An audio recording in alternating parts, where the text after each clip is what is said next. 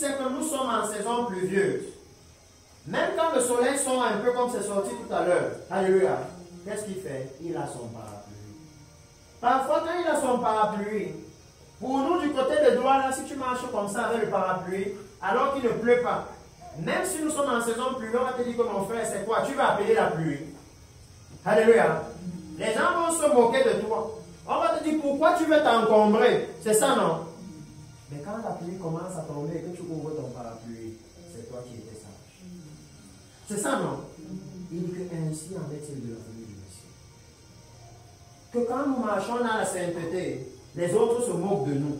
Quand nous commençons à nous dépouiller du monde, il dit là, pourquoi vous vivez comme ça? Pourquoi vous n'enjoyez pas la vie comme nous? Mais quand le Messie va venir et que vous allez entrer, il dit, les vierges sages. Que tout le monde saura qui étaient les vierges sages. Que l'un des problèmes de l'Église en Gaoundéré, le problème de la jeunesse en Gaoundéré, c'est qu'ils sont incapables de supporter la pression du monde. Si les amis se moquent un peu d'eux, oh non, elle retourne chercher l'habit le plus immoral qu'elle avait parce qu'elle veut être la star. Que quand elle entre comme ça à l'amphi, tous les garçons tournent la tête. Il dit que ce qui est élevé aux yeux des hommes est en abomination aux yeux du Seigneur. Alléluia. Que maintenant le problème, c'est que le Seigneur, lui, il est en train de venir. Et il dit que ce sera au milieu de la nuit. Ça veut dire dans un temps de ténèbres, dans un temps de péché. Alléluia. Comme maintenant, là où il y a tellement de péché, au point où c'est même dans l'église. Et il dit que maintenant, si nous pouvons essayer de tirer une instruction de là, parce que quand nous avons calé le temps, j'ai dit à l'église que le temps nous permet de savoir qu'est-ce que nous devons faire. Alléluia. Si nous voyons que voilà le temps qu'il est, que pour le Seigneur, il est déjà minuit, au milieu de la nuit on cria. Le cri est déjà en train de résonner. Le Seigneur annonce la venue du Messie avec les signes qu'il a promis. Alléluia. Qu'est-ce que nous avons donc à faire? Parce que comme je dis, si le Seigneur permet, on va aller en module. Et dans la deuxième partie, on va parler du réveil. Alléluia. Parce que vous êtes censés être des serviteurs. Allons dans le livre d'Exode. Exode chapitre 12. Exode chapitre 12. Et regardons ce que la Bible dit. Exode chapitre 12. Et je vais mettre le contexte. Le contexte est le suivant. Le peuple hébreu a été sous la domination de l'Égypte. Et les Égyptiens avaient une domination brutale sur eux. Ils les battaient pour qu'ils construisent leurs pyramides. Alléluia. Ils les traitaient comme des esclaves, comme des moins que rien. Et je vais donner l'interprétation à l'église pour que vous et moi, on ne soit pas à part. Parce qu'il y a un autre problème que j'ai vu dans l'église, dans mon pays. C'est qu'on a coupé la Bible en deux. Ça, c'était la loi. L'autre, maintenant, c'est la grâce. Et on a commencé à vivre dans la grâce, ne comprenant même pas la grâce. Que la grâce dit que la grâce de Dieu, source de salut, vous enseigne à renoncer à l'impiété. Nous, on a commencé à dire, non, il y a tellement de grâce, même si tu pêches, Dieu comprend. C'est pourquoi ce soir, quand vous voyez ça, ces jugements, vous voyez qu'il ne comprend pas. C'est même encore pire pour nous. Parce qu'il nous a donné la grâce qui nous aide à nous détourner du péché. Donc, il ne va absolument pas comprendre qu'on soit allé dans le péché. Imaginez que vous fassiez l'examen et qu'avant le jour de l'examen, la veille, prenons le cas de votre petit frère, il va composer un examen et la veille, vous avez fait des répétitions avec lui, non? Et vous avez dit, ok, prenez un peu l'épreuve de maths et vous avez fait tout avec lui. Et c'est ça qui vient. S'il vient avec 0, mon frère, tu vas trouver que ton frère. Toi-même, tu ne vas pas dire que le petit est bête ou quoi. On a corrigé tout ça la nuit. Je t'ai expliqué, réexpliqué, et tu arrives, tu échoues. Il dit que c'est ça le problème avec l'église.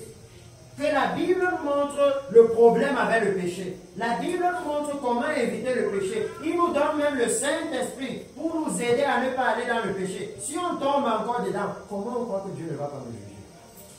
Comment on peut croire ça? C'est impossible. Et il dit qu'ici en Égypte, ils étaient sous la domination des Égyptiens. Ils étaient un peu, j'ai envie de dire, comme l'église en Gaoundéré. Parce que dans cette domination, laissez-moi prendre une chose avant que nous arrivions là. Exode chapitre 8. Exode chapitre 8. Regardez ce qu'il dit.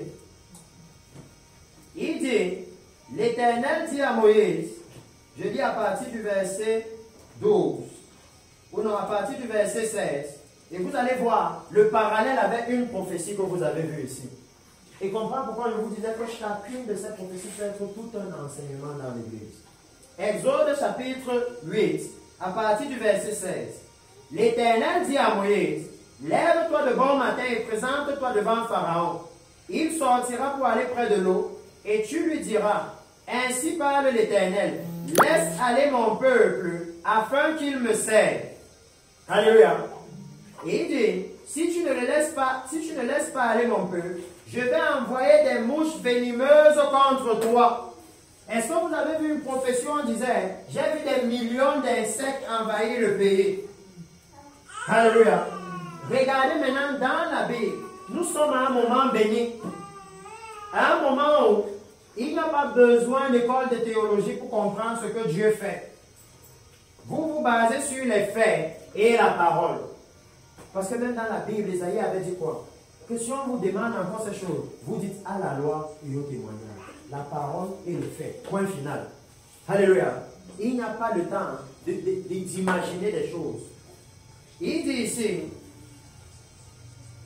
les maisons des Égyptiens seront remplies de mouches et le sol en sera couvert. C'est ce que vous avez entendu. Que j'ai vu des milliards d'insectes et ça entrait dans vos maisons, ça envahissait. C'est la même chose. Donc dans la Bible, quand vous voyez une prophétie comme ça s'accomplir, vous venez dans la Bible et vous comprenez qu'est-ce qui se passe spirituellement. Peut-être même que j'ai commencé par le mouvement. Peut-être que le deuxième module, ça doit être ça. Que la Bible est le socle de la vie chrétienne. Peut-être que le deuxième module, ça doit être ça. Alléluia. Pour que vous et moi, on ait une même base pour comprendre Dieu, c'est la Bible. Alléluia. Il dit ici, mais en ce jour-là, je distinguerai le pays de Goshen, où habite mon peuple. Il n'y aura point de mouche afin que tu saches que moi, l'Éternel, je suis au milieu de ce pays. Alléluia. Oh, that is powerful. Parce que si vous voulez savoir que Dieu lui-même, Dieu le Père, est en train de marcher sur la face de la terre en ce moment, quand vous voyez cette prophétie accomplie, il dit que quand vous allez voir ça, vous saurez que moi, l'Éternel, je suis en train de marcher sur ça. Alléluia. Non, je le dis pour que vous et moi puissions comprendre dans quel temps nous sommes. Nous ne sommes pas dans le temps où on doit vivre la vie chrétienne comme un jeu, comme une blague. Vous savez, on va à l'église de temps en temps. Dans certaines églises, en fait, certaines femmes vont à l'église seulement quand elles ont un dernier vêtement. Pour montrer aux autres que vous avez vu la dernière tendance. Il dit non, ce n'est plus le moment d'aller comme ça à l'église. Alléluia. C'est le moment d'avoir les vrais objectifs. Parce que à quoi ça va servir de faire 10 ans, 20 ans à l'église et que le jour où l'église je ne fais jamais. Alléluia. N'importe qui ici dehors, même un ivrogne qui était dans les bars va se moquer de toi. Que c'était mieux que tu viennes t'asseoir dans les bars avec moi, on boit, on saoule. Au lieu que tu sois là-bas chaque jour et finalement tu es dehors comme moi. Où était l'intérêt? Donc il dit ici dans Exode que j'établirai une distinction entre mon peuple et ton peuple. Ce signe sera pour demain. Il dit que l'Éternel a fait venir les mouches comme convenu. Alléluia. Ça veut dire la prophétie s'est accomplie. Donc même Pharaon pourrait savoir que non, Dieu marche au milieu de mon peuple, de ma nation. Alléluia. Que cette prophétie, ça veut dire que vous pouvez commencer à comprendre que cette prophétie qu'on vous montre, c'est la manifestation de Dieu. Je ne sais pas comment on peut s'en faire pour que toute l'église arrive à saisir la chose de la même façon. Que ce n'est pas un jeu. Ce n'est pas non, je vois quelqu'un qui aura une voiture. Je vois quelqu'un qui aura une télé. Non. Ce n'est pas question de ça. Si vous allez dans la Bible dit que ça, c'est la manifestation de Dieu. Alléluia. C'est sa manifestation. Parce que c'est là que vous pouvez comprendre. Regardez la Bible. Dans la Bible, vous voyez même le raisonnement, comment le Saint-Esprit a travaillé avec les apôtres. Qu'est-ce que Jésus a fait? Jésus a dit à Pierre, avance le bateau là-bas et jette le filet. Et Pierre a dit, mais on a pêché toute la nuit. On était même en haute mer. Il n'y avait pas les poissons. Toi, tu viens ici, tu me dis d'avancer seulement. Et les poissons, c'est facile la nuit, parce que la nuit, tu mets seulement la torche comme ça. Là où tu mets la lumière, ils viennent, comme les insectes. Mais Pierre a dit, à ta parole. Et il est allé, il a fait. Qu'est-ce qui s'est passé? Ils ont eu tellement de poissons que même leur bateau n'était pas suffisant. Il fallait d'autres bateaux, c'est ça, non? Mais regardez ce qui se passe. Quelle est la réaction de Pierre après? Parce que moi, je veux, j'aime les églises de jeunes, vous voyez le soir. Et je veux que les jeunes soient profonds dans la parole. Parce qu'il vient chercher une église mature. Ça veut dire une église qui connaît le Dieu qu'elle sert. Quelle a été la réaction de Pierre? Pierre a couru. Éloigne-toi de moi, je suis un homme pécheur. C'est pour ça que je ne comprends pas comment les gens tombent dans l'évangile de prospérité. Parce que c'était la prospérité de Pierre qui est venue comme ça. Pierre devait dire, ok, je vais taper un bâtiment de 2 niveaux. Jésus est là. Mais quand il a vu ça, lui, c'était la repentance. Et l'église, maintenant, quand il voit Jésus, il veut de l'argent. L'inverse de ce qui était dans la Bible. Ça, c'était le moment où Jésus a rendu Pierre millionnaire. Et Pierre a dit, non, éloigne-toi. Je suis un homme. Pierre allait dans la repentance. Alléluia. Est-ce que vous savez ce qui s'est passé? Comment Pierre, qui du moment où Jésus vient de faire ça, il se retrouve à la repentance? C'est l'une des questions qu'on posait là tout à l'heure. Qui dit à la mer où s'arrêter? Alléluia. Que la question que Pierre pouvait se poser, c'est qui peut dire aux poissons de grouiller dans l'eau si ce n'est celui qui a fait ça dès le commencement dans Genèse. Voilà pourquoi Pierre était celui qui pouvait dire, tu es le Christ, le Fils de Dieu. Parce qu'il pouvait simplement se référer à ce qui est déjà dans la parole. Que celui qui peut faire que là où il n'y a aucun poisson, les poissons paraissent. C'est dans la Bible. C'est seulement l'Éternel. Pierre pouvait savoir. Alléluia. C'est pourquoi c'est important pour l'Église maintenant d'avoir la Bible comme socle. D'avoir la Bible comme fondement, comme base. Et il dit ici que lorsque Moïse a fait cela, regardez maintenant la conversation entre Moïse et Pharaon. Ça, c'est ce qui permet à l'Église, aux serviteurs de Dieu, de savoir qu'est-ce qui se passe spirituellement. Il dit ici, Pharaon appela Moïse et Aaron et dit, allez, offrez des sacrifices à votre Dieu dans le pays. C'est ce qui se passe dans l'Église en temps de Une partie de l'Église au milieu de nous, nous sommes en train d'offrir des sacrifices. Mais dans le monde. On n'est pas sorti du monde. On est encore mondain. Parce qu'on s'habille encore comme le monde. On parle encore comme le monde. On est encore mondain. Si dans l'église, les femmes ont encore un peu nu la fente jusqu'ici, est-ce que ce n'est pas amener l'immoralité sexuelle dans l'église? Parce qu'on sait que la Bible dit que si un homme vous regarde pour vous convoiter, il est déjà en enfer. Combien les chrétiens de Gandhi ont envoyé en enfer? Combien? Comment sait-on que dans l'évangélisation ne marche pas? Alors que quand on est allé évangéliser, on avait la poitrine dehors. Et il vient seulement à l'église parce qu'il attend le jour où vous allez tomber dans le péché. Il dit non. Le problème, c'est qu'ils ont voulu adorer en Égypte. Alléluia. C'était ça le Pharaon dit non, je peux vous laisser adorer. Il dit que l'ennemi n'a aucun problème avec le fait que vous adorez. Vous pouvez même chanter Jésus matin, midi, soir. Si vous êtes dans le péché, il n'y a pas de problème. Tant que vous êtes avec lui en Égypte, où est le problème? Construisez même la plus grande église de Gaoundéré. Mais tant que vous êtes avec lui dans le péché, il n'y a pas de souci. Il n'y a pas de souci. Parce que si vous lisez dans le livre de Zacharie, quand le souverain sacrificateur est apparu, Josué, est apparu devant l'Éternel, la Bible dit que ses vêtements étaient sales. Et Satan était à côté de lui pour l'accuser. Mais une fois que le Seigneur a dit, ôtez-lui ses vêtements, Satan n'était plus là. Tant que ses vêtements étaient sales, Satan pouvait dire, mais le monsieur, s'il est avec moi, tu ne vois pas qu'il est dans l'immoralité sexuelle. Et quand il est dans le mensonge, il vient prier. Il est dans la tromperie. Hier, il était avec la femme là. Et aujourd'hui, il vient ici là. Mais une fois qu'on a ôté les vêtements de Josué, qu'on lui a donné des vêtements de fête, si on a le temps, on va parler de ça. Beaucoup de choses dans la Bible ne parlent que de l'enlèvement de l'Église. L'entrée dans le royaume des cieux. L'entrée dans le royaume des cieux. Que si nous focalisons l'Église dessus, le péché va fuir de nos cœurs. Lui-même, il va prendre ses bagages, il va partir, il va voir que non, ici, là, je n'ai plus de place.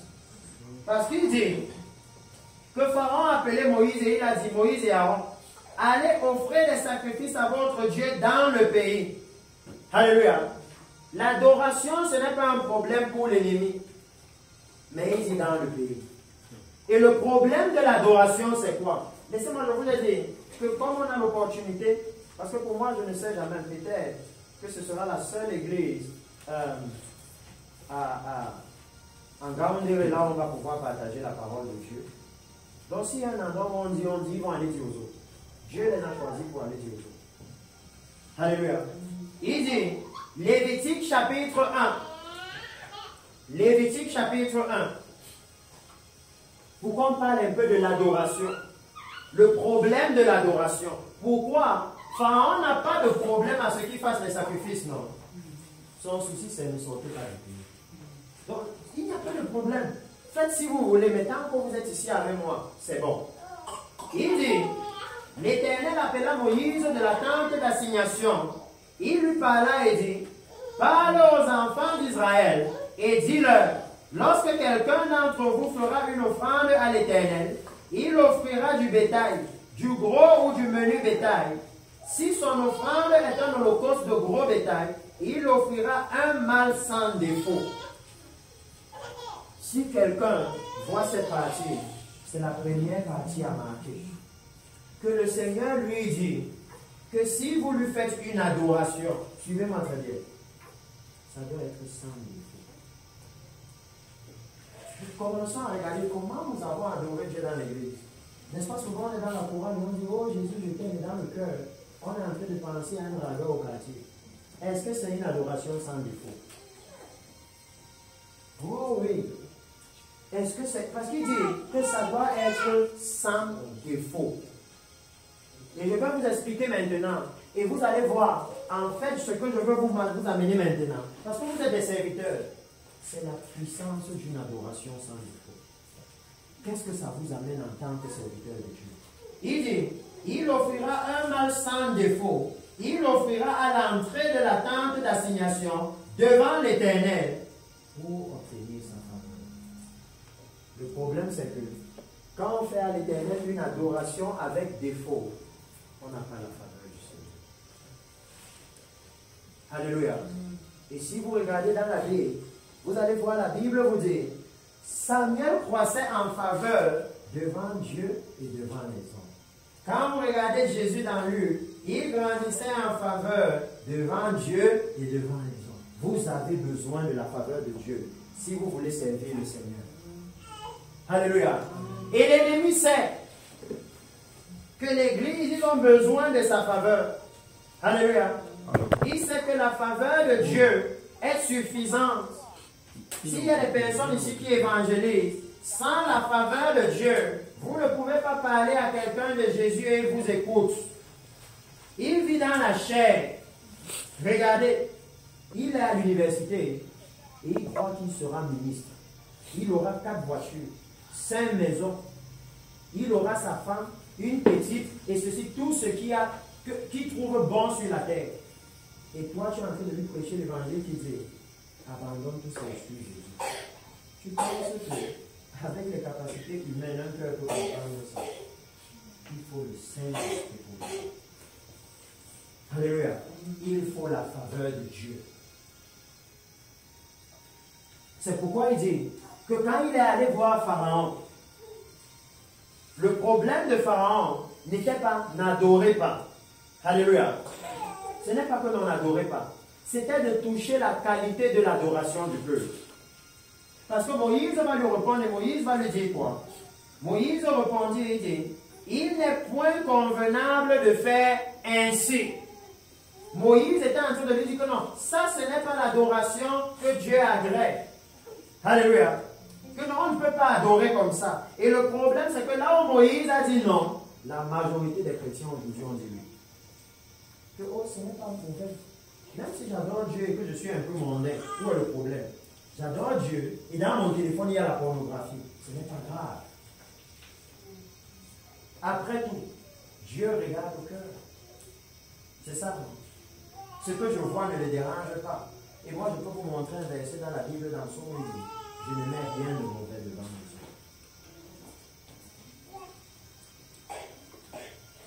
yeux. Alléluia. Que si nous avons reçu le Seigneur, nous sommes consacrés à Dieu. C'est pour ça qu'il dit que nous, les vivants, restés pour l'enlèvement. Ça veut dire que nous sommes là pour lui, pour que le jour là, quand il vient, il nous freine. Alléluia. Un vase consacré, c'est le genre de verre que quand pasteur arrive à la maison, il sait que toute la maison, il sait que papa a son verre. On ne boit pas dedans. Quand il arrive, quel que soit le moment et qu'il veut boire, le verre est prêt. Alléluia. Si le verre là n'est pas prêt, c'est qu'il y a quelque chose qui tourne par là. C'est ça le verre consacré. C'est uniquement là pour l'usage du Père. Alléluia. Est-ce que nous aussi, nous avons fait de nos corps, alléluia, des corps consacrés, uniquement là pour l'usage de Dieu, pour glorifier Dieu? C'est ça la question que le Seigneur pose. Parce que l'ennemi disait non, laisse-les être dans la chorale. Même si dès qu'elle sortent de l'église, elle met la mini-jupe. Même si pendant qu'elle est à l'église, elle a un SMS qui est en train de lui dire allons nous voir là-bas. Et elle sait que c'est le péché. Non, qu'elle soit dans la chorale. Si elles sont dans la chorale comme ça, il n'y a pas de problème. Elles sont toujours avec moi, on est toujours le même pays. Alors que Dieu était en train de dire à Moïse, dis-leur de déménager. Dis-leur que je ne les veux plus là-bas. Que dis-leur qu'à partir de maintenant, je ne veux plus qu'ils restent en Gaoundéré. Que va leur dire que pour nous, notre citoyenneté n'est pas sur cette terre. C'est dans Philippiens. Nous sommes les citoyens d'en haut. Alléluia. Et Pharaon lui disait, non, il n'y a pas de problème, qu'ils adorent, mais ils restent ici. Dieu lui dit non. Que informer l'église qu'ils doivent adorer. Regardez là où ils adoraient. Quand on a lu l'église, c'était où? Devant la tente d'assignation. Alléluia. Et Pharaon lui était en train de dire, laisse-les adorer devant les pyramides. Parce que c'est là-bas que l'église adore maintenant. On adore, et ce qui est dans nos cœurs, c'est la maison qu'on demande à Dieu. C'est la voiture qu'on demande à Dieu. C'est le bébé qu'on demande. C'est le mariage qu'on demande. On adore devant les pyramides d'Égypte, devant les choses du monde. Eux, ils adoraient devant la tente d'assignation. Laissez-moi vous expliquer. La tente là, quand tu entrais, tu avais directement accès au lieu très saint. Et si tu arrivais dans le lieu saint, et que tu versais le sang parfait de l'agneau sans défaut là, la gloire de Dieu descendait. Ils adoraient littéralement à la porte du ciel. Ça veut dire que quand l'église adore le Seigneur, ils doivent adorer en contemplant le ciel dans leur cœur, en désirant entrer au ciel, pas en désirant les choses du monde. C'est pour ça, toi-même mon frère, imaginez, tu es en train de parler à quelqu'un de Jésus, et en même temps tu convoites sa voiture. Tu peux être convaincant. Mais quand tu parles à quelqu'un de quelque chose que dans ton cœur tu désires ardemment, n'est-ce pas, tu as tous les arguments pour lui dire que la chose est bien. C'est la logique même. L'évangile, il n'y a pas de mysticisme dedans. Si le royaume de Dieu n'est pas plein dans ton cœur, ça ne peut pas couler dans ta bouche. Ça ne peut pas. Il dit que l'adoration là devait se faire quelque part, devant la tente d'assignation. Que quand vous, ceux qui sont dans la chorale, je ne sais pas, j'ai entendu comment les sœurs chantaient bien là. Il dit que vous devez savoir que quand vous chantez, votre auditoire, ce n'est pas l'église. La première personne qui vous écoute, c'est celui qui est là-haut. C'est devant lui que vous adorez. Est-ce qu'un jour vous vous êtes soucié de savoir quelles sont ses exigences pour qu'il accepte notre adoration? Est-ce que vous vous êtes soucié de ça? Parce que l'adoration dans l'église, c'est devenu seulement la musique. On vient faire la musique. Est-ce qu'on s'est soucié de que celui qui est là en haut, qu'est-ce qu'il dit de ça? Parce qu'il est en train de dire ici, ce sacrifice qu'il faisait, c'est l'adoration. Quand vous louez le Seigneur dans l'église, c'est un sacrifice que vous faites au Seigneur. Il dit, est-ce que c'est un sacrifice sans défaut? Que maintenant, nous devons enlever les défauts qu'il y a dessus. Alléluia. Nous devons enlever. Si nous sommes les serviteurs de Dieu et que nous voulons la faveur de Dieu, alléluia, nous devons enlever. Nous devons. Parce que vous comprenez maintenant quel est le souci. Comment est-ce que l'ennemi a piégé l'église? Que nous adorons, construisez les églises, il n'y a pas de problème. Tant que vous mettez le péché dedans, ça va. Pourquoi vous voulez que je me casse? Vous êtes avec moi. Mais si vous essayez de sanctifier ces églises, il y a un problème. Parce que là, vous êtes en train de sortir d'Égypte et c'est dangereux. Je suis en train de perdre de la main d'œuvre. Parce qu'à l'heure où on parle, il utilise les chrétiens pour amener des gens en enfer. À l'heure où on parle. Il utilise nos attitudes. À cause de notre attitude, il y a les gens là dehors qui ne veulent plus croire en Dieu. L'ennemi sait que celui-ci c'est bon. Lui sera avec moi. Même si n'importe qui vient lui parler, il ne peut plus accepter. Parce qu'il a vu ce qu'on a fait dans l'église là-bas. Oh oui, nous savons ça. Parce qu'il a vu ce qui s'est passé dans l'église là. Même si on vient lui parler, il ne va pas accepter. L'ennemi sait, ok, c'est bon. Celui-là, il est déjà avec moi. C'est pourquoi il dit que lorsqu'il a parlé, Moïse lui a dit non, ce n'est pas convenable. Parce que Moïse a vu ce sacrifice ne peut pas nous apporter la faveur de Dieu. Et Moïse lui dit maintenant, car nous offririons à l'Éternel notre Dieu des sacrifices qui sont en abomination aux Égyptiens. Et si nous offrons sous leurs yeux des sacrifices qui sont en abomination aux Égyptiens, ne nous lapideront-ils pas? Alléluia. Voilà là où l'Église, nous aurions dû savoir cela. Parce que je vous ai parlé du temps. Et le temps-ci, il y a beaucoup de messages dedans. Le temps-ci demande que l'Église soit mature. Alléluia. C'est important maintenant d'enseigner à l'Église c'est quoi la maturité spirituelle. C'est important. Parce qu'il dit que l'Église devrait savoir en avance. Alléluia. Que la façon d'adorer Dieu que nous on a là, le monde n'aime pas ça. Alléluia. Moïse savait ça en avance.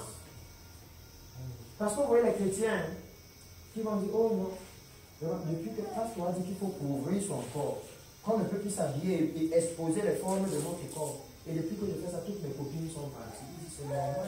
L'adoration pour Dieu est une abomination pour Dieu. Il n'y a aucune raison qui reste.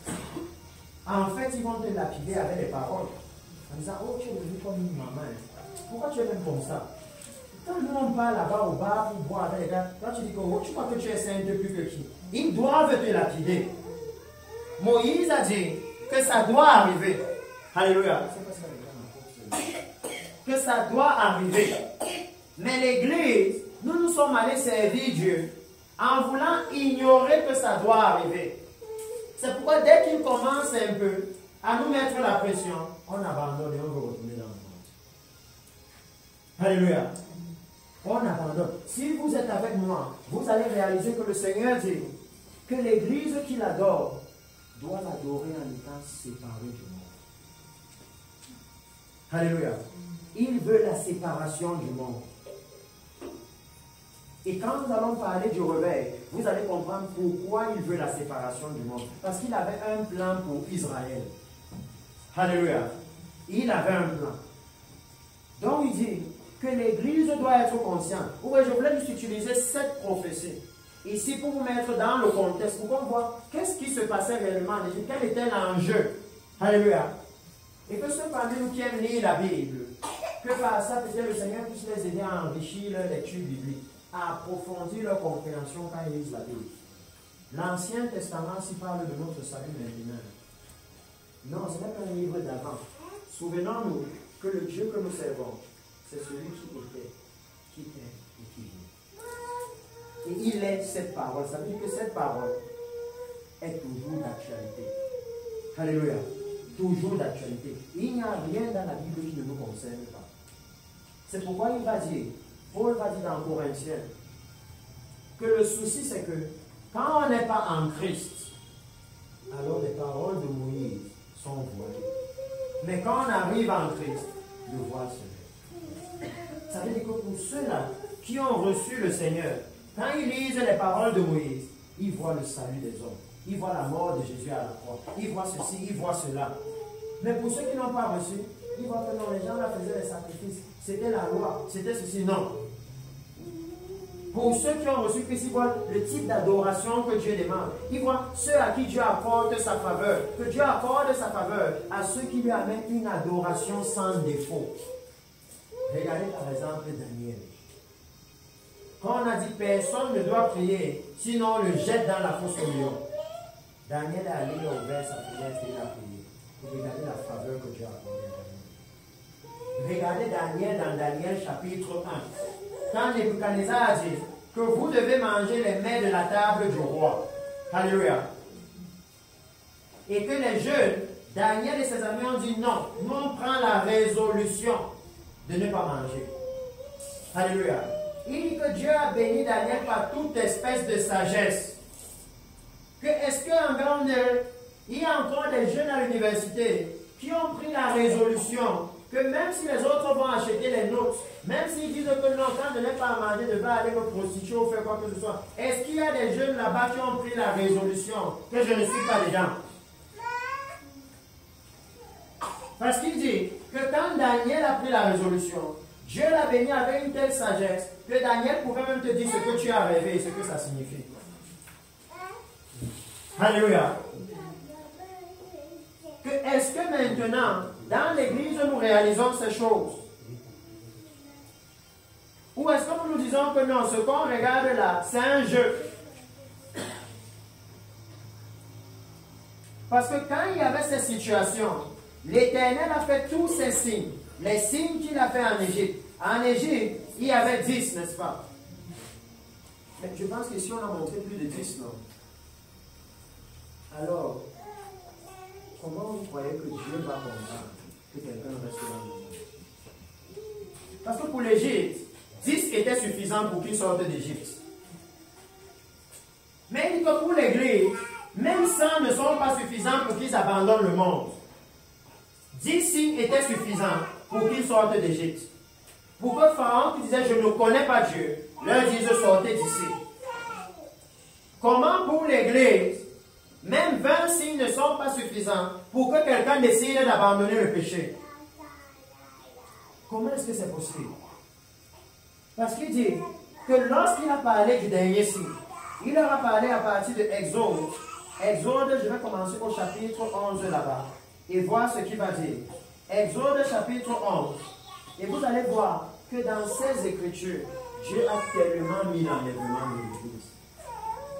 C'est pourquoi ça ne devrait pas être compliqué pour les serviteurs de Dieu de parler de la venue du Messie du premier au 31. C'est de ça que la Bible parle. Si vous voulez, au commencement, le Seigneur dit que la lumière sera dans lui sans nom. N'est-ce pas quand Jésus vient dire je suis la véritable lumière? Dieu annonçait déjà la venue du Messie. Dès le début. La Bible commence par ça. Par la venue du Seigneur. Et la Bible finit par la venue du Seigneur. Comment l'Église est focalisée sur autre chose? Alors que c'est uniquement de ça que la Bible parle. La venue du Seigneur, la venue du Seigneur. Regardez, à la fin, il crée une nouvelle Jérusalem. Comme il a créé la terre au commencement. Il dit, ce qui a été, c'est ce que Dieu ramène. Si vous lisez la Bible, il fait juste un tour. Et l'église ici, en Gambéry, c'est même plus sage. Elle est remplie d'étudiants qui ont les bac plus 3, bac plus 50, bac plus je ne sais pas quoi. Docteur en ceci et cela. Il devrait être une église en feu pour le Seigneur. En feu. Parce qu'il devait voir que, wow, le Seigneur touche même le monde des physiciens en amenant les collisions d'étoiles. Ça veut dire que même à eux, on peut prêcher l'évangile. Parce que eux, ils n'ont aucune formule pour vous dire comment ça se passe. Ils sont des champions des formules. Mais ça, là, ils n'ont pas de formule. Donc, ils vont me dire comment c'est le Big Bang qui a encore fait ça, que Dieu n'existe pas. Ils vont me dire maintenant, oh oui, l'église ici devra avoir la capacité que quelqu'un arrive et vous dit, il y aura une nouvelle planète qui va être découverte. Qui m'explique alors, puisqu'ils ont dit que c'était le Big Bang au départ. Ok, maintenant ce qui se passe là, et que quelqu'un vous dit en avant que Dieu va faire et ça se fait. Donc dites-moi alors, le Big Bang, vous avez encore vu ça. Parce que l'autre là, vous imaginez, vous, personne d'entre vous n'était là, mais vous dites que c'était le Big Bang. Bon, ça là, nous tous on est là. Où encore le Big Bang là? L'église devrait être en feu. Mais à ce moment-là, vous trouvez que l'église est morte. C'est pourquoi ici, dans Exode chapitre 11, il dit, l'Éternel dit à Moïse, je ferai venir encore une plaie sur Pharaon et sur l'Égypte. Après cela, il vous laissera partir d'ici. Lorsqu'il vous laissera tout à fait partir, il vous chassera même d'ici. Alléluia. Il dit que les plaies que vous voyez, les prophéties accomplies que vous voyez, ont pour but de vous faire sortir du monde.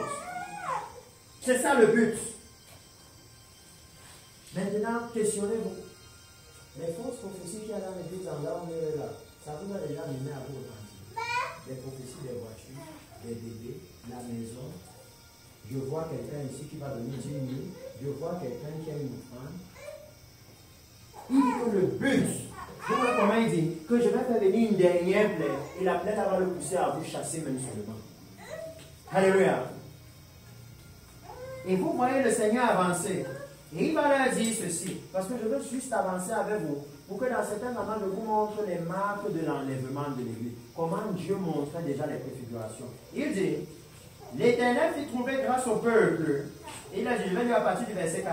Moïse dit, ainsi parle l'Éternel, vers le milieu de la nuit. Vous vous souvenez dans Matthieu chapitre 25, il dit, au milieu de la nuit.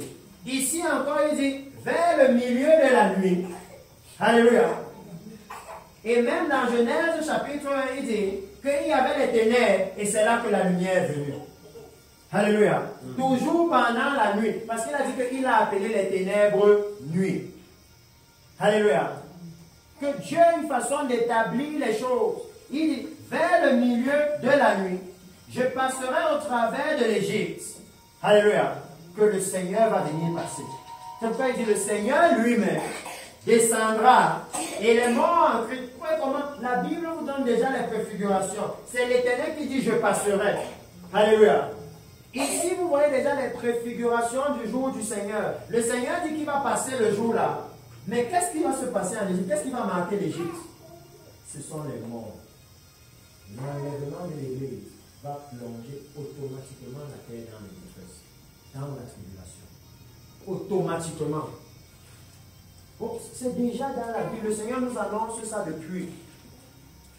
Il dit ici que je passerai au travers de l'Égypte et tous les premiers-nés mourront dans le pays d'Égypte, depuis le premier-né de Pharaon assis sur son trône, jusqu'au premier-né de la servante qui est derrière la meule, jusqu'à tous les premiers-nés des animaux. Vous voyez comment Dieu, il spécifie une personne ici. Il dit la servante qui est derrière la meule. Alléluia. Est-ce que vous connaissez la parole qui dit les deux qui seront en train de moudre, une sera prise, l'autre sera laissée. C'est ça que le Seigneur est déjà en train de mettre l'emphase. Alléluia. Que si c'est une servante de Pharaon, elle ne sera pas enlevée. Alléluia. Mais qui va faire la différence? La servante de l'Éternel, elle sera enlevée.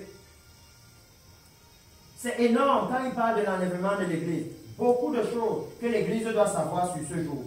Et il dit que jusqu'à tous les premiers-nés des animaux, il y aura dans tout le pays d'Égypte de grands cris tels qu'il n'y en a point eu et qu'il n'y en aura plus de semblables. Alléluia. Et je vous ai dit dans Daniel comment il dit qu'il y aura une détresse telle qu'il n'y en a jamais eu sur la face de la terre. Alléluia. Si vous voulez, on peut lire ça un peu parce que je profite juste pour amener un peu la parole ici. Daniel, le livre de Daniel, chapitre 12.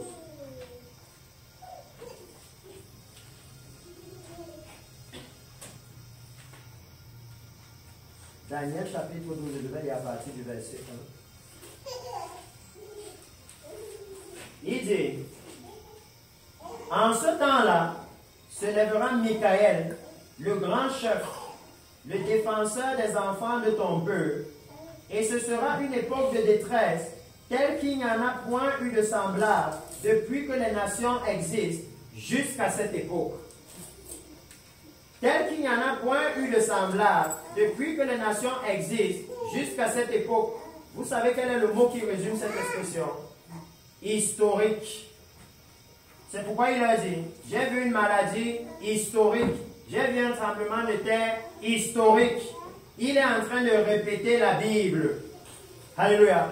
Et c'est la même chose que le Seigneur va dire ici au peuple quand ils vont sortir d'Égypte. Qu'il y aura une détresse historique en Égypte, telle qu'il n'y en a point eu de semblable. Il dit que ce sera la même chose à l'enlèvement de l'Église. La même chose. Parce que je veux que vous puissiez marquer le temps dans votre cœur et savoir qu'est-ce que ce temps nous appelle à faire. Alléluia. J'aime le message de la venue du Messie. Parce que le message de la venue du Messie, ça nous met dos au mur avec Dieu. C'est à partir du jour là que tu sais si tu veux vraiment servir Dieu. Alléluia. Parce qu'il dit que ce jour-là, il va venir mettre à la lumière tout ce qui est caché dans les ténèbres. Donc il dit que si ce jour-là est prêché dans l'église, ça va exposer tous les péchés de l'église. Et ça va permettre que la repentance puisse entrer dans l'église. Alléluia. Parce que si Dieu expose nos péchés, ce n'est pas pour nous frapper, c'est pour que nous nous repentions. Il frappe si nous rejetons la repentance. Alléluia. C'est par amour qu'il le fait. Il dit, toujours dans Exode, il leur a bien dit cela. Et il leur a dit, non, il y aura une détresse qu'il n'y en a point eu de semblable. Mais maintenant, il va leur dire que mais parmi les enfants d'Israël, vous voyez maintenant comment Dieu fait la différence. Il dit, en Égypte, eux, ils seront dans la détresse. Mais parmi les enfants d'Israël, alléluia, même le chien ne va pas remuer la queue. Comment alors? Qu'est-ce qui fait dans la différence? Pourquoi? La question que l'Église a se poser, c'est pourquoi ils ne touchent pas les autres? Parce que tous sont en Égypte. Ils étaient les serviteurs des Égyptiens. Alléluia. Pourquoi Dieu ne les frappe pas? Le Seigneur va maintenant donner le secret à l'Église. Le secret de l'heure de minuit. Alléluia. Le secret du temps qui dit au milieu de la nuit. Parce qu'il dit qu'au milieu de la nuit, non. Il dit, mais parmi les enfants d'Israël, depuis les hommes jusqu'aux animaux, pas même un chien ne remuera sa langue. Afin que vous sachiez quelle différence l'Éternel fait entre l'Égypte et Israël. Alléluia. Ce soir, nous devons déterminer de quel côté est-ce que nous sommes. Alléluia. Dieu est en train de nous dire ce soir, la parole de Dieu nous dit que regardez, il n'y avait pas le milieu. C'est où tu es en Égypte, où tu es d'Israël. Il n'y a pas le milieu dedans. Il n'y a pas, je viens à l'église et je suis un peu mondain, ou Dieu tu es mondain. Il n'y a pas le milieu dedans. Ou tu es totalement dedans, ou tu es dehors. C'est comme ça avec lui. Alléluia. Ou tu as la nationalité du royaume des cieux et tu te comportes selon cette nationalité. Ou tu as la nationalité du monde et tu vis selon le monde. Alléluia. Il dit, ça ne sert à rien de chercher le juste équilibre au milieu. Pour Dieu, ça n'existe pas. Il n'a pas dit que non, il y a certains qui seront retenus à la frontière. Ou vous êtes dedans, ou vous êtes dehors. Alléluia. Il dit que c'est le moment où l'Église doit savoir que est-ce que nous allons continuer à vivre dans la fausseté, dans le mensonge, dans la tromperie, dans la recherche des choses du monde. Parce que ici, il continue en disant que voilà donc ce qui va se passer. Voilà comment le Seigneur explique maintenant. Si vous lisez ça, je sais que les pasteurs ici, ce sont les gens qui aiment la parole. Vous voyez même tout Apocalypse ici. Parce qu'il dit que quand il va faire cette différence-là, alors tous tes serviteurs que voici viendront vers moi et se prosterneront devant moi en disant, sors, toi et tout le peuple qui s'attache à tes pas. Alléluia. Vous voyez beaucoup de choses de la parole ici. Parce que quelques pays vont dire, non, cachez-nous devant la colère de Dieu. Ils montrent les réactions que les hommes ont face au jugement de Dieu. Mais quand vous allez au chapitre 12, c'est là où vous voyez comment Dieu va faire la différence. Parce que c'est ça qui est important pour nous. qu'est-ce qui fait la différence entre nous et le monde? Alléluia. Comme ça, quand je sais ce qui fait la différence, alors je m'en vais et je sais que non, en faisant comme ça, je suis avec Dieu. Et en faisant comme ci, je suis avec le monde. Alléluia. Là, il n'y a pas de confusion. Si quelqu'un décide de ne pas se préparer pour la venue du Messie, ce sera en âme et conscience. Ce ne sera pas que non, c'est Pasteur qui ne nous avait pas bien dit. Non, Pasteur a tout dit. Donnez tous les détails. Alléluia. Dieu va dire non, c'est toi qui ne voulais pas. Parce qu'il a bien expliqué. Il a dit qu'il n'y a pas le milieu dedans. Pourquoi toi tu cherchais toujours à être au milieu? Pourquoi dimanche tu adorais Jésus et lundi tu écoutais la musique mondaine? Pourquoi toi tu étais comme ça? Alors qu'il t'a dit qu'il n'y a pas le milieu dedans. Où tu avais Dieu, où tu avais l'ennemi. Donc il dit que dans Exode chapitre 12, le Seigneur dit, l'Éternel dit à Moïse et à Aaron, dans le pays d'Égypte, ce mois-ci sera pour vous le premier des mois. Il sera pour vous le premier des mois de l'année. Alléluia. Il y a beaucoup de choses ici, mais je vais sauter certaines. Parce que la première chose que vous notez, c'est que quand il s'agit maintenant de l'enlèvement de l'Église, quand il s'agit de leur sortie d'Égypte, Dieu change leur calendrier. Et quand vous regardez l'Église, ils sont toujours dans le calendrier de Dieu.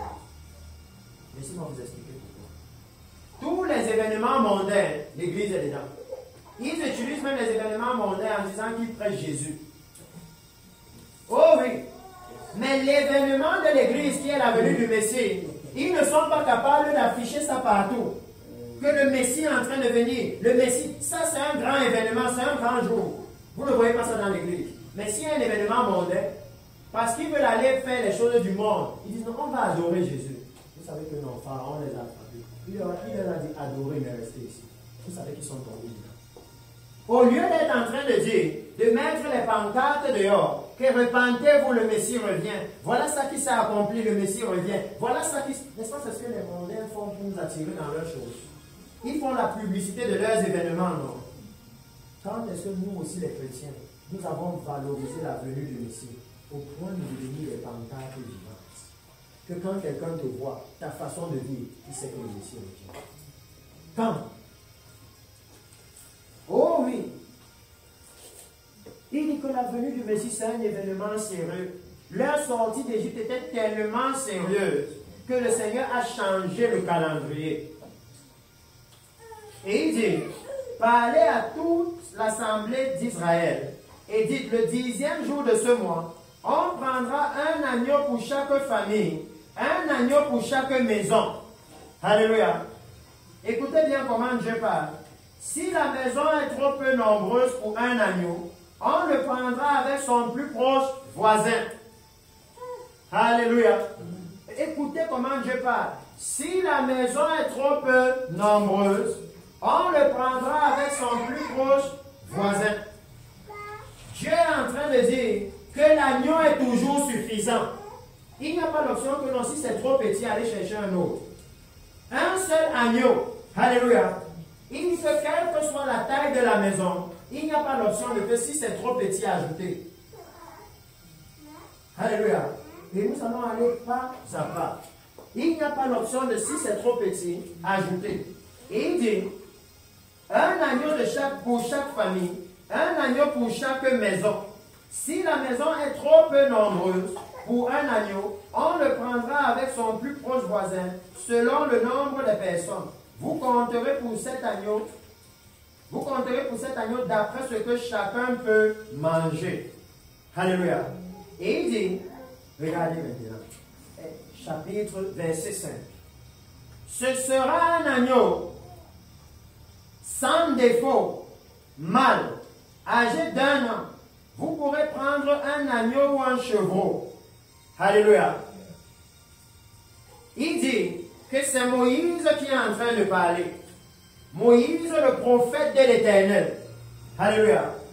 Et la Bible nous dit que tous les prophètes ont prophétisé par l'Esprit de Christ qui était en eux et qui leur attestait les souffrances de Christ. Il dit que Moïse était en train de leur attester les souffrances de Christ. Alléluia. Pourquoi? Jean chapitre 1, verset 29. Jean chapitre 1, verset 29.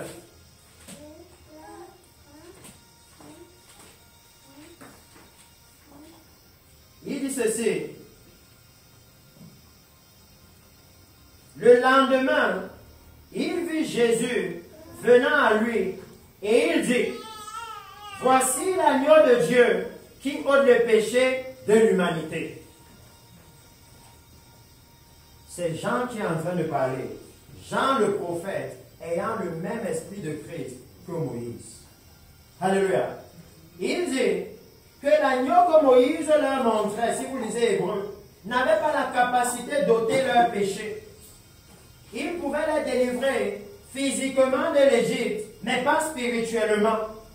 Et que pour la délivrance spirituelle, il fallait toujours un agneau sans défaut. Et Jean-Baptiste va leur montrer, il va leur dire, voici l'agneau de Dieu. Si vous lisez Exode, Moïse est déjà en train de dire aux Hébreux, c'est vous qui allez tuer Jésus. Que celui qui va venir sortir le monde du péché, c'est vous qui allez le tuer. Moïse est déjà en train de leur dire ça. De la même façon qu'il a dit que je suis venu donner ma vie à la rançon. Il est en train de leur dire, vous prendrez un agneau. Il est déjà en train de leur dire ce qu'ils vont faire. Vous prendrez un agneau. Il dit, ce sera un agneau sans défaut, mâle, âgé d'1 an. Vous pourrez prendre un agneau ou un chevreau. Vous le garderez jusqu'au 14e jour de ce mois. Et toute l'assemblée d'Israël l'immolera entre les deux soirs. On prendra de son sang et on la mettra sur les 2 poteaux et sur le linteau de la porte des maisons où on le mangera. Cette nuit même, la chair sera rôtie au feu. On la mangera avec des pains sans levain et des herbes amères. Si vous lisez la suite, la Pâque a été instaurée. C'est pour ça qu'il est mort à la Pâque. De la même façon qu'il fallait qu'il soit un agneau sans défaut. Ça veut dire qu'on devait l'éprouver, on devait regarder quels sont les défauts. Est-ce qu'il a une patte cassée? Est-ce qu'il a ceci? C'est ce qu'ils ont fait avec Jésus. Quand vous lisez, quand Jésus est entré à Jérusalem au moment où on allait le tuer, les pharisiens sont venus l'éprouver, n'est-ce pas? Les sadducéens, chacun venait pour voir est-ce que c'est lui l'agneau sans défaut. Est-ce qu'il a la doctrine qui est claire? Le message est clair, tout ce qu'il dit est clair. Il n'y a pas de défaut. Au point où même Pilate, quand il a vu que non, je ne trouve rien de mauvais en cet homme, il a dit, ok, c'est bon, c'est lui, crucifiez-le.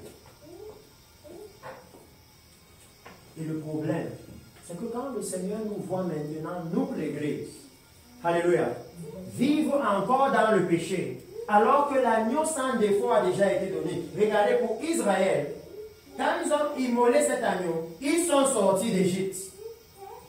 Alléluia. Ça veut dire que l'agneau là, il a la capacité de nous sortir d'Égypte. Il a la capacité de nous préserver de la mort. Alléluia. Parce qu'il leur a dit que ce que vous allez faire avec cet agneau, c'est quoi? C'est que vous allez prendre son sang et vous allez mettre sur les linteaux et les poteaux des portes. Alléluia. Son sang, la puissance du sang de Jésus. La puissance de sauvegarder l'Église de la mort. Parce qu'il dit que pendant ce temps, la mort va passer dehors. Mais pour vous, quand on va voir le sang de l'agneau, il ne vous touche pas. Alléluia. Parce qu'il dit, c'est pour ça que Jean-Baptiste a dit, voici l'agneau de Dieu qui ôte le péché. Parce que le salaire du péché, c'est la mort. Donc le sang là, quand on voyait ça, on savait que non, le péché a été ôté dans cette maison. Il n'y a pas besoin que la mort frappe la porte. Alléluia. Il dit que normalement, toutes les églises en Gandéry, quand vous venez, vous deviez voir le sang de Jésus. Pour savoir que non, cette église, non, ça c'est une des maisons qui a participé à la sortie d'Égypte. Vous deviez voir que dans cette église, il n'y a plus le monde, la mondanité est finie là-bas. Le mensonge est fini, les tromperies sont finies, les fausses prophéties sont finies. L'église est maintenant en train de manger l'agneau parfait sans défaut. Oh oui, il y a beaucoup de choses ici. Il est en train de dire c'est ça qu'ils doivent manger. Ça veut dire qu'il dit qu'au moment où le Messie vient chercher l'église, le message qui est donné dans l'église doit être un message sans défaut. Ça veut dire que nous les pasteurs, nous avons besoin du Saint-Esprit. nous avons besoin de nous sanctifier. Parce qu'il faut seulement marcher avec ceux qui se sanctifient. Alléluia. Pour que lui, il nous a donné un message sans défaut. Alléluia. Nous avons besoin de lui. Pour qu'il nous aide à donner un message. Parce qu'il dit que non, l'agneau sans défaut là, ils doivent le manger à ce moment-là. Ils doivent. Et regardez ce qu'il dit. Il dit que quand vous allez manger cet agneau sans défaut, ce sera avec les herbes amères. Est-ce que vous voyez déjà que le Seigneur vous dit que le salut n'est pas aussi sucré qu'on vous a fait croire? Pourquoi vous croyez alors que non, quand je vais accepter Jésus, il va me donner les maisons, les voitures, le voyage en France, il va me faire prendre un bateau de croisière? Qui vous a dit ça? Dieu, lui, ne nous a pas promis ça. Il nous a dit que ce sera avec les herbes amères. C'est pourquoi je vous ai dit c'est la même chose. Où Moïse lui a dit non, ce n'est pas convenable. Pharaon lui a dit non, ça doit être facile, faites ça ici. Moïse lui a dit non, non, ce n'est pas comme ça qu'on va faire ça. Pourquoi l'Église croit que non, si je décide d'adorer Jésus, si je décide de servir Jésus, alors maintenant tout doit devenir bien pour moi? Il dit non, Dieu n'a pas promis ça. Il a dit que ça va venir avec l'amertume du rejet. Oh oui, quand tu as reçu Jésus, 6 mois après, tu t'assois. Et tu te souviens que moi, il y a 6 mois, mon téléphone sonnait à plus d'amis, maintenant plus personne ne me connaît. Mes amis ne me connaissent plus. Parce que quand ils viennent, quand tu es rempli de Jésus, ils ne peuvent pas venir et tu les laisses partir sans leur parler de Jésus. Et après, ils commencent à dire à la femme, ils doivent prendre un peu quoi, tu dois être fatigué avec ces choses-là. Oh oui, ça doit venir avec l'amertume. Mais nous, l'Église, on ne veut pas l'amertume. On veut manger l'agneau avec les plantains mûrs. Et Dieu dit non, ça ne se mange pas comme ça. Ce n'est pas possible, ça ne se mange pas comme ça. Il dit que quand il s'agit de l'enlèvement de l'Église, quand il s'agit de l'heure de minuit, il y a un repas que lui il a institué. À ce moment-là, on mange ce que le Seigneur a prescrit, pas ce que nous on veut. On ne peut plus prêcher l'évangile que nous on veut. À ce moment, l'évangile sucré des choses du monde là, c'est sans effet. Voilà pourquoi l'Église est engouffrée dans le péché. L'évangile est sans effet. Que à ce moment, c'est l'évangile amer. Alléluia. L'évangile amer. Vous savez souvent, je ne sais pas ici au nord, mais moi mon père me dit souvent, quand on nous donne un médicament, tu dis c'est amer, il dit non, si c'est amer, c'est que c'est ça qui guérit. Que quand c'est amer, tu es sûr que c'est ça qui guérit. Quand c'est sucré là, il y a le doute. Mais si c'est amer, ça va te guérir. Il dit qu'à ce moment, au milieu de la nuit, c'est l'évangile amer. Alléluia. L'évangile qui dit que non, enlevez l'immoralité, enlevez la tromperie, arrêtez de vouloir passer pour d'autres personnes, soyez vrais. Il dit, sanctifie-les par ta parole est la vérité. Quand on vous voit, on doit voir la vérité. Et il dit que cet évangile est amer. Parce que la chair aime les choses du monde. La chair aime les apparences. Et le Seigneur dit non, à ce moment, plus des apparences. Enlevez la fausseté de vos vies, de vos corps, de vos façons de penser. Purifiez-vous. Et il dit que c'est amer. C'est très amer. Parce que l'évangile a dit que si c'est même la montre que Aman t'avait donnée quand il te draguait, et que quand tu vois ça, ça te rappelle, tu dis ouais, Aman, c'était bon, le souvenir, c'est un mauvais souvenir. Jette ta main sur la poubelle. Je ne vois pas pourquoi il faut que je me souvienne de quelqu'un avec qui j'étais dans le péché. Ça ne peut pas amener la sainteté dans ma vie. Je laisse ça dehors. Il dit que c'est amer. Parce que parfois, au moment de mettre ça dehors, je me souviens que wow, ça avait pas coûté 50 000. Je dis peu importe le prix. Le salut a bien plus de valeur que ça. La maison qui t'attend là-bas a bien plus de valeur que ça. Que le problème, c'est que l'Église n'arrive pas à valoriser ce que nous attendons, ce qui nous attend là en haut. On n'arrive pas à réaliser combien luxueux le ciel est. Je veux que quelqu'un lise un peu un jour le livre d'Esther et il regarde la fête que le roi avait faite pour son épouse. C'est une image de Jésus.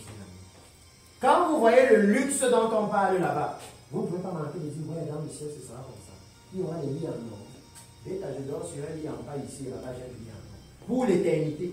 Au lieu d'avoir un lit en or ici parce que j'ai menti dans le péché sexuel. Et pour l'éternité, je dors dans le feu et les vers qui ne meurent point. Bêta.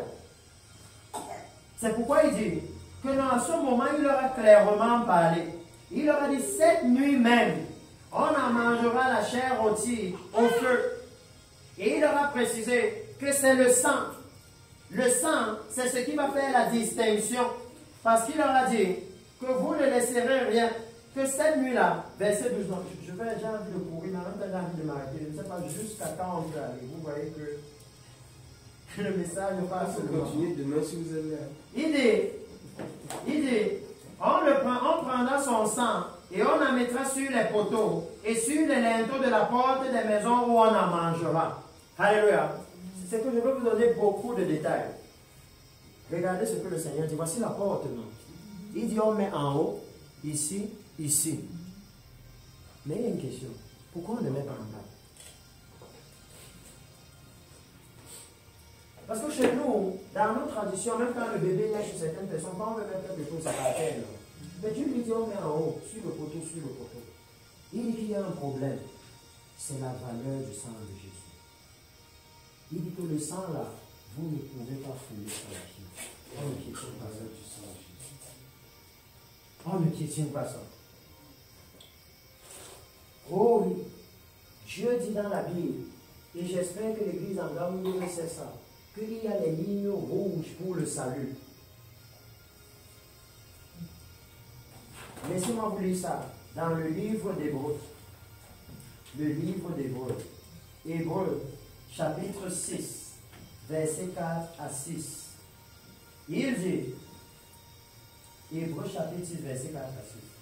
Car il est impossible que ceux qui ont été une fois éclairés, qui ont goûté le don céleste, qui ont eu part au Saint-Esprit, qui ont goûté la bonne parole de Dieu et les puissances du siècle à venir, et qui sont tombés.